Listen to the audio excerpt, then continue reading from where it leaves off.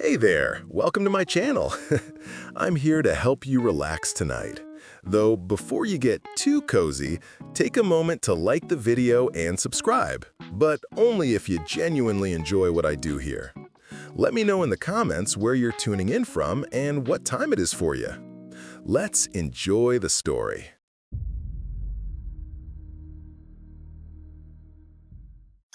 My name's Emily.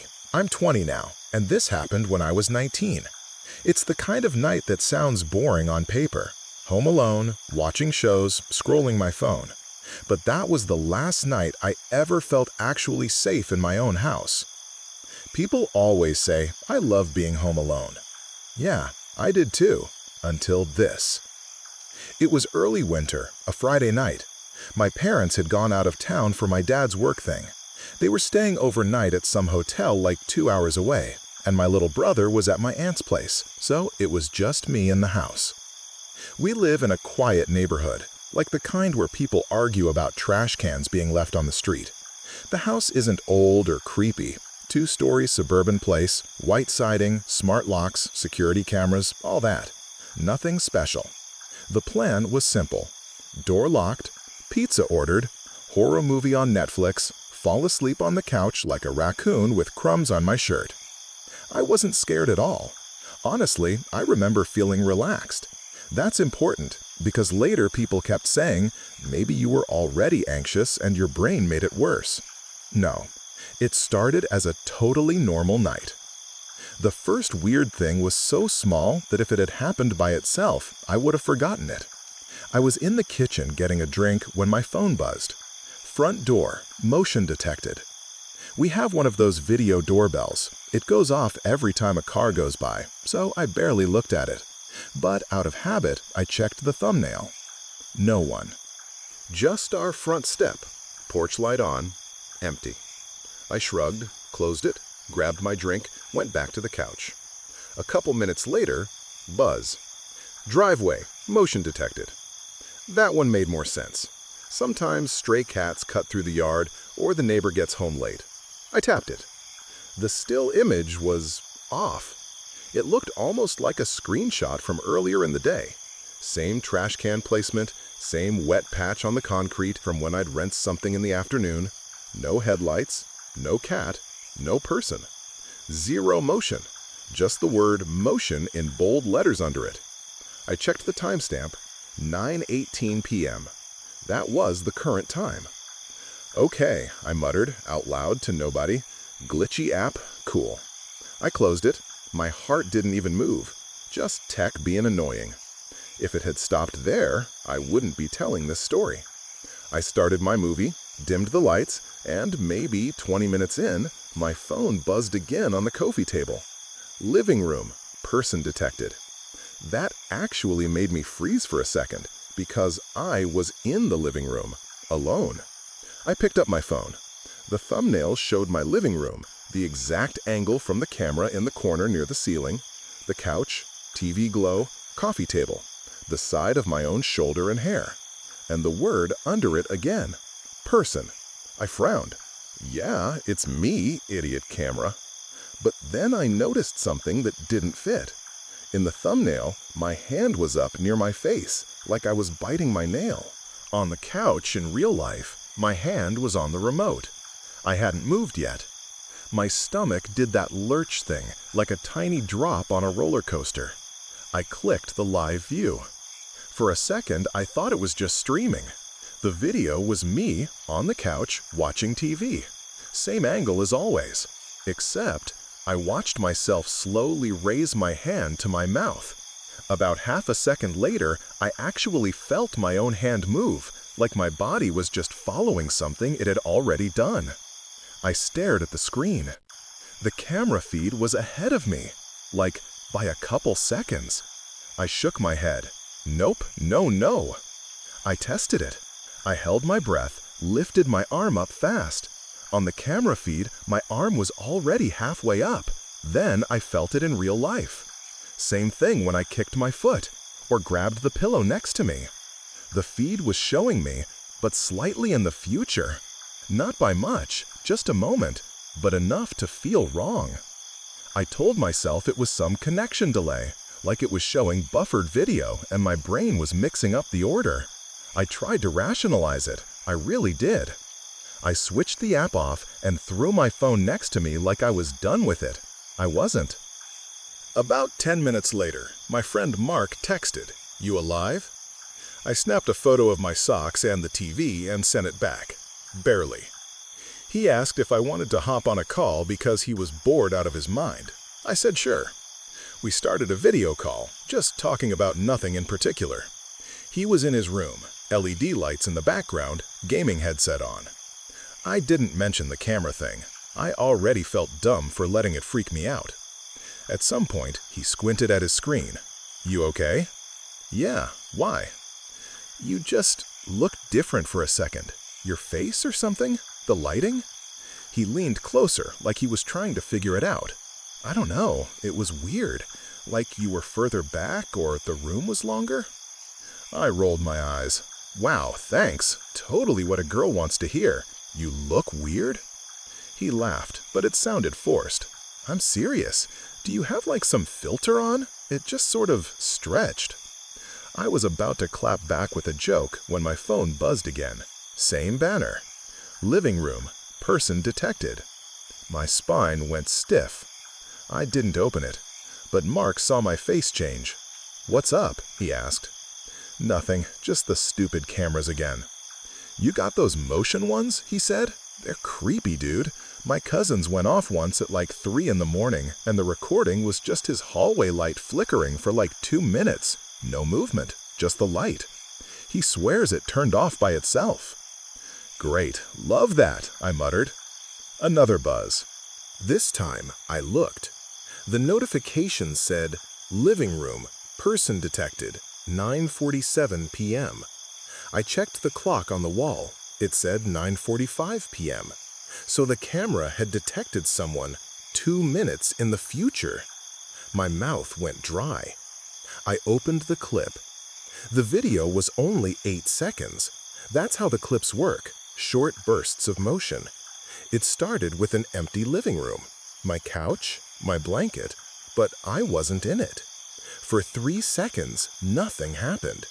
Then I walked into frame from the hallway. Except it wasn't happening in real time. I was still on the couch in real life, frozen. On the screen, future me walked in fast, breathing hard, hair messed up like I'd been running my hands through it. I looked around the room like I was trying to figure out where to go. Then I walked straight toward the front door, which is just off to the left, out of the camera's direct view. The clip cut off just as I reached the doorway. On the call, Mark was saying something, but I barely heard him. I watched it twice, 3 times. Each time, my eyes locked on my own face. I looked scared. Not screaming, not crying, just this dead serious, focused kind of fear. "Emily?" Mark asked. "Hello? Earth to M?" "Hang on," I said. My voice sounded weirdly calm. "Just hang on." I hit live veal. Live, I was still on the couch, sitting, phone in my hand. The hallway was empty, but I couldn't stop glancing at the time at the top of my screen. 9:46. The clip had said 9:47. I didn't want to be in the living room when those 8 seconds were supposed to happen. I didn't want to find out if they had to happen. I stood up so fast the blanket slid off me. "I'm gonna go upstairs," I told Mark. "My eyes are killing me." He watched me move. "Okay, you good?" "Yeah," I lied. "Yeah, I'm fine." I took my phone, climbed the stairs, trying to act normal, even though my heart was punching my ribs. I could hear the TV still playing downstairs behind me. Every step felt louder than it should. At the landing, I checked the time. 9:47. The house didn't explode. No alarms went off. Nothing. "See?" I told myself. "The camera's just messed up. You're fine." Then my phone buzzed again. Front door. Person detected. 9:47 p.m. My stomach flipped. I opened it with shaky fingers. The clip started with the view of our porch, the cameras right above the door, facing out. The front light was on. You could see a sliver of the street and the dark shapes of the bushes. Nothing. Then the door opened inward, and I stepped out. I watched myself yank the door open, step onto the porch, and turn back like I was talking to someone inside the house just off camera. My mouth moved, but there was no audio on the clip. For a second, I looked directly into the lens, eyes wide. Then I turned, grabbed the railing, and started hurrying down the steps. The video cut out right as I hit the bottom. I was upstairs. The real front door was closed. I hadn't moved. I realized I was holding my breath. "Em?" Mark said, his voice tinny and distant. "You're freaking me out, dude. What's going on?" I told him, not everything, but enough. That the cameras were showing recordings of me that hadn't happened yet. That the times didn't match. That it felt like the house knew what I was going to do before I did. He tried to laugh it off at first. Probably some glitch where it labels old clips as new. "Then why am I wearing what I'm wearing right now?" I snapped. "I only put this hoodie on like an hour ago." Silence on the line. "Okay," he said, finally, voice low. "Okay, you want me to come over?" I did. God, I did.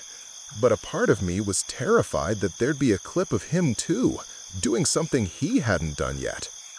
"Yeah," I said. "Yeah, come over, please." "On my way," he said. "Share your location with me." I did. Then I went into my bedroom and locked the door. That's when the house started to change. Everyone who's ever slept in the same place for years knows how their house sounds. The way it creaks, how the heater kicks on, the fridge hum. As I sat on my bed in the dim light of my lamp, it hit me how loud the quiet was. I could hear the TV downstairs still playing, a faint laugh track. Then the low whoosh of the heater turning on, pipes ticking. Somewhere the house adjusted and made that long wooden creak noise like it was shifting its weight. I told myself, normal, normal, normal. My phone buzzed.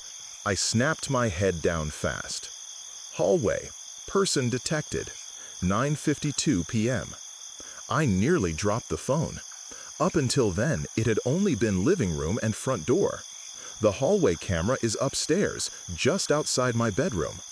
I opened the clip. The video showed the empty hallway, my bedroom door, the bathroom door across from it. The light was dim, just from the small nightlight by the stairs. Nothing moved for 3 seconds. Then my bedroom door opened.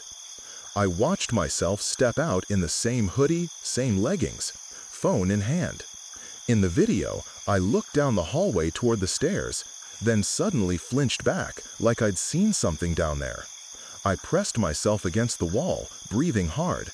Then the clip ended. My bedroom door in real life was still closed. I got that feeling like when you're on the edge of a diving board for the first time and your body is like, "Do not jump. This is stupid." I'm like 10 minutes away," Mark texted. He followed up with, "Your street is creepy at night, BTO. Thanks for that." I stared at my door. I didn't want to open it because I didn't want that clip to become real. But if the weirdness was tied to the cameras, avoiding it felt worse, like letting something else move the pieces for me. Then another notification. Front door, person detected, 9:53 p.m. This time, my hands were shaking so badly, I almost missed the button. The clip opened to the front porch again. But the door was already cracked open a few inches, like how you'd leave it if you were carrying in groceries and hadn't nudged it closed yet. Slowly, the door swung wider. A figure stepped into the house. It was me. Same hoodie, same messy bun, same phone. But this time, something was off in my face. My expression was flat. No fear, no emotion. I walked inside, closed the door gently behind me, and just stood there in the entryway, facing the stairs. I waited for future me to move. She didn't. She just stared up the staircase, like she knew exactly where I was. the clip cut off. I was upstairs in my locked bedroom. There was no way I was also downstairs. But that's what the camera had recorded.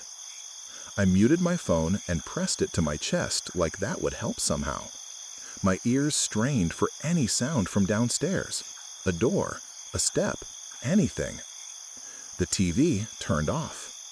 Not show ended and it kicked back to the menu off. Just gone. Silence. That was the first moment I felt actual, raw panic. That wasn't something a glitch could explain. I hadn't moved. I hadn't hit any remote. Someone had turned the TV off. I called my parents. It rang twice, then my mom picked up. "Hey, honey," she said. "Everything okay?" Her voice sounded normal. Hotel background noise, some muffled TV. "Yeah," I lied again. "Just checking in."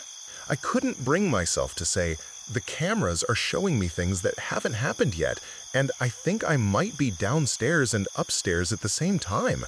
It sounded insane in my head. Saying it out loud felt impossible. We talked for a minute about nothing. She reminded me where they put the extra blanket in case it got cold. I told her I'd locked the doors. She told me to text if I needed anything. Right before we hung up, she said, "Oh, by the way, did you change the thermostat? The app says the house is at 68. That's lower than we usually keep it." I looked at my own phone. I hadn't opened the thermostat app at all. I hadn't touched the physical one downstairs since that afternoon. "No?" I said. "Huh," she said. "Must be lag. This app's been weird." We said goodnight. I stared at the wall. A second later, from somewhere in the house, I heard my mom's voice say my name. It was faint but clear, like she was at the bottom of the stairs. "Em?" I froze so hard my muscles hurt. "Em, you home?" Same voice, same tone, like a regular night when she gets back from work. Except she was 2 hours away. My brain tried to make excuses. Maybe it was an echo from the call? Some weird Bluetooth thing with the smart speaker? Maybe there was a video playing with her voice on it? Then I heard it again, this time from farther inside the house, under me. "Emily, are you upstairs?" It was closer in tone than any recording I'd ever heard. It wasn't like a robotic echo. It had that little impatient edge in it that my mom gets when she's been calling me and I haven't answered. Something in me broke right then. It didn't feel like maybe there's a hacker or maybe the house is bugged. It felt like the house was repeating her, like it had learned her and was trying her voice on. My phone buzzed again. I flinched so hard I almost dropped it. Living room, person detected, 9:56 p.m. I almost didn't open it. Curiosity won. This time, the clip was darker. The living room lights were off, but the night vision had kicked on, so everything looked washed out and gray. You could see the bottom of the stairs in the background. Something moved there. At first, it looked like me. Same height, same build. But the longer I stared, the less I was sure. The head was tilted at a weird angle, like it hadn't quite figured out how to hold it right. The shape stayed at the bottom step, not moving, just standing, facing the hallway that led up to me. The clip ended without it stepping forward. Mark texted, "Here." I jumped off my bed and crawled to the window like a kid in a horror movie. I peeked through the blinds. His car was parked at the curb in front of my house. Headlights on, engine running, but he wasn't getting out. I could see him through the glass, hands on the steering wheel, just staring at my house. He texted again, "Dude." I replied, "What?" His typing bubble appeared, disappeared, appeared again. Then, "Why are your upstairs lights flickering?" I looked up at my ceiling. The bedroom light was steady. I peeked out into my hallway through the door crack. The night light was the same soft glow. "Nothing's flickering," I typed back. No answer. He just sat in his car, staring. My phone buzzed with another notification, different this time. Driveway, person detected, 9:59 p.m. I opened it. It wasn't me. The driveway camera showed Mark's car from above. The headlights washed the front of my house in bright white. On the far left of the frame, you could see the side yard, the fence line. Something moved along the side of the house. A shadow. Too tall to be a kid, too thin to be an adult wearing a coat. It moved wrong, a little too smooth, like the frames were off. It slid along the wall until it was almost under the camera. Then the clip cut. I checked the timestamp again, 9:59 p.m. My lock screen said 9:57. "Get out of the car," I texted Mark. "Now, please." My phone said delivered. No reply. The call from him came in 30 seconds later. I answered on the first ring. He said. His voice shook. "Your house looks different." "How?" I asked, my voice barely more than a whisper. "I don't know," he said. "The windows. It's like it's watching me back. I know that sounds stupid. Also, your upstairs hallway light keeps turning on and off." I glanced at my door. The light in my hall was still steady. "Mark, it's not. Nothing's flickering. Come inside. Please." Silence. I heard his car engine ticking softly through the phone. Then he said, "Did you just walk past your bedroom window?" My skin went cold. I was across the room from my window. I hadn't moved. "No," I said. "I'm sitting on my bed." Silence again. I heard him breathe in hard. Then who did I just see? I didn't even think. I switched to the hallway camera. The feed loaded slowly, like it was struggling. For a terrifying second, it showed just a gray screen with the loading circle. Then, suddenly, my hallway appeared. The angle was the same as always. My bedroom door on the right side of the frame, closed. The bathroom door opposite, also closed. Nightlight by the stairs, soft glow. Then I saw it. A shadow passed right over the nightlight, as if someone had walked between it and the camera. But there was no visible person, just the light dimming, then brightening again. "Mark," I said, "describe what you saw at my window, right now." "It looked like you," he said. "Same hoodie. Same hair. You walked past the window, then stopped. You turned and looked out, but your face was wrong. Like the features didn't line up. It freaked me out. Dude, I really don't want to come in." My mind went back to the clip of me entering the front door with that blank expression, the way she'd stared up the stairs like she knew where I was. "What if it's not you I'm seeing?" he added quietly. Another buzz. Hallway, person detected, 9:59 p.m. I opened it with fingers that barely felt like they were mine. The clip began with the hallway empty. 1 second of nothing. 2. Then my bedroom door handle turned. Slow. Almost like someone was testing it, feeling the weight. The door didn't open. The handle just pressed down and released. Down and released. 3 times. Then it stopped. The clip ended. I stared at my real door. The handle was still. Mark said, "Get out of the house, right now. I don't care how stupid you feel, just go." The rational part of my brain started making a list. Down the hallway, down the stairs, past the spot where something was standing in the living room clip, to the front door that I had already gone through, past the entryway where I had already come back in with that blank face. Every version of leave passed through spaces something had already used. "I can't," I whispered. "I don't know what's downstairs."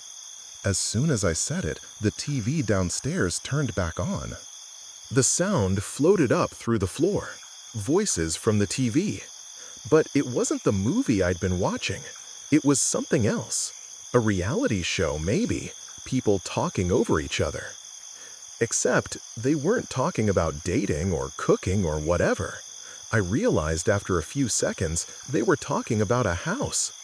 always feel like someone's behind me in the hallway. The cameras keep showing movement when we're not home. I swear I heard my name from upstairs when no one was there. It wasn't one of the shows I'd watched before. The phrasing was too close. It sounded like people describing exactly what was happening to me. The laugh track kicked in randomly at the wrong times. Someone on screen must have made a joke, but all I heard was the canned laughter layered over words like watching and bedroom and door. My phone buzzed. I didn't even have to look to know. Living room, person detected, 10:01 p.m. I opened the clip. The living room again, TV on.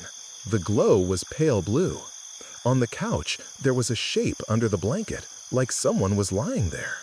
The blanket rose and fell slightly, like breathing. I knew it wasn't live because I was upstairs. I hadn't gone back down. But that wasn't what grabbed me. In the reflection of the black glass of the turned-off kitchen window, you could see a faint shape standing in the entryway, watching the couch. Too tall, head tilted, that same wrong posture. The me under the blanket didn't react, just lay there. The clip ended. I suddenly had this terrifying thought. What if the cameras weren't showing the future? What if they were showing different versions of the night, cycling through them? Different paths I could take. Some where I went down. Some where I ran outside. Some where I never left my room. And whatever was in the house was picking. Someone knocked on the front door. 3 slow knocks. Boom, boom, boom. Not pounding, just polite, heavy. I held my breath. "Did you knock?" I whispered into the phone. "I'm still in my car," Mark said. "I didn't move." We both stayed silent. The knocks came again. Same rhythm. Boom, boom, boom. The sound echoed up through the house in a way that made me suddenly aware of how thin the walls were, like whoever was down there could hear me breathe if they tried. "Call 911, Mark whispered. "Right now. Do it. I'll stay on the line." My brain grabbed onto that like a lifeline. I switched to the keypad and dialed. The call barely rang before a calm voice answered. 911, what's your emergency?" I launched into this shaky, messy explanation about someone being in my house and the cameras and the different clips. I sounded crazy. I knew it, but I kept going. The operator let me finish, then said, "We have your address. Officers are on the way. Stay on the line with me, okay?" Her voice was so steady, it actually soothed me for a second. Then, mid-sentence, she said, "Is that you downstairs?" I froze. "What?" "I'm hearing movement on the line," she said, "like footsteps. Are you moving around?" I wasn't even breathing. My back was pressed to the headboard. "No," I said, "I'm not moving." A pause. The faint sound of typing. "Okay," she said, "just stay where you are. Don't open the door for anyone but the officers, okay? You're doing great." She sounded almost too calm. My phone buzzed again with a notification. I didn't want to look. I looked. Front door. Person detected. 10:04 p.m. I opened the clip. The camera showed the porch, lit by the overhead light. The door was still closed. For 3 seconds, nothing. Then my front door opened just a crack, like someone inside had turned the knob slowly. It stopped before opening all the way, like whoever was there changed their mind. And in that thin sliver of darkness between the door and the frame, an eye appeared. Just one. Pressed right up to the gap, like it was peeking out. No blinking, too still. Not my eye, not my mom's, not anyone's I recognized. The clip cut. "Officers are about 8 minutes out," the operator said in my ear. Except, when I checked my call screen, I realized something that almost made me throw up. The call duration said 00. It wasn't counting time. It was frozen. The contact at the top didn't say 911. It just said unknown. "Who are you?" I whispered. The voice on the line stayed perfectly even. "We're here to help you, Emily. Just stay on the line." I hung up. "Em?" Mark's voice came back, panicked. "What happened? You cut out. I've been yelling your name." I swallowed. My throat hurt. "I think something is using the cameras and the speakers and the phone. Like it's trying on different ways to talk to me, different versions of the night." "I'm calling the real police," he said, "right now." "Stay on the line with me, okay?" "Wait," I said. "Don't. What if it—" Buzz. Hallway. Person detected. 10:06 p.m. I opened it without thinking. The clip showed my hallway again, but this time my bedroom door was open. I was standing in the doorway, looking straight at the camera. My face was pale, eyes wide. In the clip, I lifted my hand like I was about to say something. Then, behind me, over my shoulder, something leaned into view from inside the bedroom. It was just a shape, no clear features, too close to me. The way it slid into the frame made my skin crawl, like it had been standing just behind my back, inches away, the whole time. The clip cut right as the shape started to raise its arm. I snapped my head around so fast I got dizzy. My real bedroom was empty behind me. Nothing there. Just my dirty laundry, my desk, my posters. That's when something in my head finally clicked. All night, I'd been letting the clips tell me what was going to happen. They'd been showing me options, and I'd been reacting.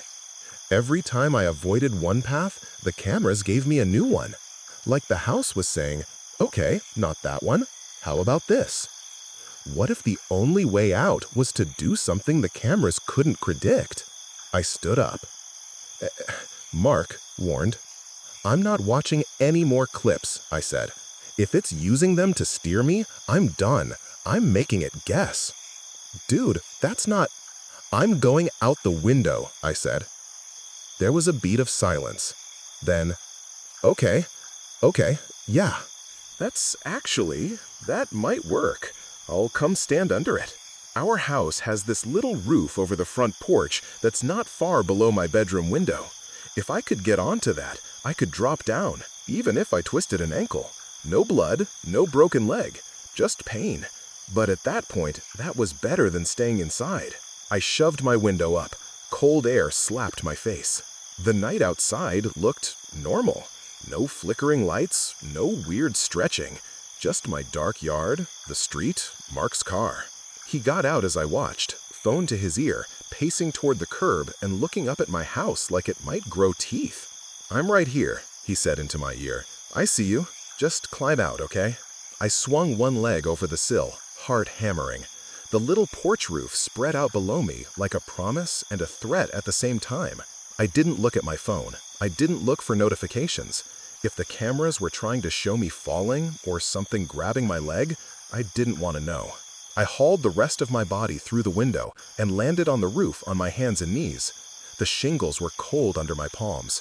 I heard my own breathing loud in my ears. "Okay," Mark said. "Okay, you're doing great. Now just scoot down to the edge and hang, then drop." I edged forward on my butt, feet first. My mind kept throwing images at me from earlier clips. Me running, me standing in the entryway, me in the hallway with something behind me. I didn't even realize I was crying until a tear dropped onto my hand. When I got to the edge, I turned and lowered myself until I was hanging by my hands. It was only about a 6-foot drop, but it felt like a cliff. "On 3, Mark said. 1, 2. A voice behind me, soft, right by my ear, said, "Don't." It was my voice. Same tone, same pitch, exactly. Every muscle in my body spasmed. My fingers almost slipped. For a split second, my brain tried to turn, to look, to see myself, or whatever was borrowing my voice. But if I looked, I knew I might go back inside. Instead, I let go. The ground hit me harder than I thought. I landed on my side, pain shooting up my hip and elbow. Grass, cold and damp, pressed against my face. "Em!" Mark yelled. He ran over and helped me up, his hands actually shaking. "You okay? Are you okay?" "Run," I said. "Just run." We didn't look back at the house. We sprinted to his car, dove in, and peeled away from the curb so fast the tires squealed. As we turned the corner, though, I couldn't help it. I looked. My bedroom window was still open, curtains fluttering. And in the dark behind them, just for a second, I thought I saw a shape standing there, watching us leave. The real police did show up. We met them at the gas station down the road, where the fluorescent lights and people and distant music made everything feel less real. I told them someone was in my house. I left out the cameras at first, then stumbled through that part too when they pressed. 2 officers went in with their flashlights and did a full sweep. They didn't find anyone. All the doors were still locked, no signs of forced entry. The TV was off. The heater was set to 72, just like my parents keep it. One of them asked if I'd been drinking. I said no. Another asked if I'd taken anything. I said no to that too. They checked the security system panel. The logs showed normal activity. Doors opened and closed when they should have. Camera triggers at the times I'd said. Nothing obvious. The weird part? The front door logs showed it opening at 9:47 p.m. and again at 9:53 p.m. Both times from the inside keypad, like someone had typed in the code from the inside and gone out, then come back in. But I never touched the door. They chalked it up to system malfunction, told me to call the alarm company in the morning, and offered to let me stay with relatives that night. I went to my aunt's. I didn't go back until my parents were home the next day. We pulled up to the house in daylight, sun on the siding, kids playing down the street. Everything looked totally normal. My dad went through the place like he was on a mission, checked every closet, every crawlspace. Nothing. Then he logged into the camera app. "Let's see this weird glitch," he said. He handed me the tablet when he found the clips I'd told him about. Living room, hallway, front door, driveway. Except they were different. The 9:47 living room clip just showed me on the couch, yawning, stretching, then walking calmly to the kitchen. No panicked running, no darting looks, no fear. The front door clip at 9:47 showed the porch empty, no second version of me stepping out. The hallway clip was just the door sitting there. No handle movement, no me in the doorway, no shape behind me. It was like the system had overwritten them with new versions, ones where nothing was wrong. The only one that matched what I remembered was the driveway clip of Mark's car. You could still see the weird shadow slide along the side of the house. When I pointed that out, my dad squinted and said, "That's probably a bug or something, a smudge on the lens." I zoomed in. The more I zoomed, the less clear it got. Just a blur, no proof. My parents believed that I was scared. They just didn't believe the night happened the way I remembered it. Even Mark struggles with it sometimes. He says the house looked off, sure, and I looked wrong in the window. But when he tells it, it sounds like a creepy vibe, not a full-on break in reality. The alarm company said the logs were inconclusive and blamed it on a possible software update. They reset everything. New firmware, new app. The system works fine now, most of the time. It's been almost a year. I'm at a different apartment now, smaller, no cameras. I sleep with my phone face down across the room and a normal deadbolt I can touch with my own hands. But my parents still have the system at their house. 2 weeks ago, my mom sent me a screenshot without comment. Living room, person detected, 3:12 a.m. In the thumbnail, you can see the couch, the TV, the doorway to the hallway. No one's supposed to be there. They were out of town visiting my grandma. The house was empty. But if you look close, if you zoom in until the pixels blur, You can just make out the shape of someone standing at the bottom of the stairs, partly hidden in the shadow. The head is tilted. The posture is just a little bit wrong. Or maybe that's just my brain filling things in. Maybe it's nothing. My mom said, "Weird, right? Must be a glitch. The alarm never went off." I almost typed back, "Make sure your bedroom windows lock." I didn't. Because the part that really keeps me up at night isn't that something might still be in that house. It's this. If that night was the version where I got out, how many other versions of that night are still playing on some server somewhere? How many M's never made it through the window? And every time my parents' cameras send a notification that says "person detected" when no one's home, who is it detecting?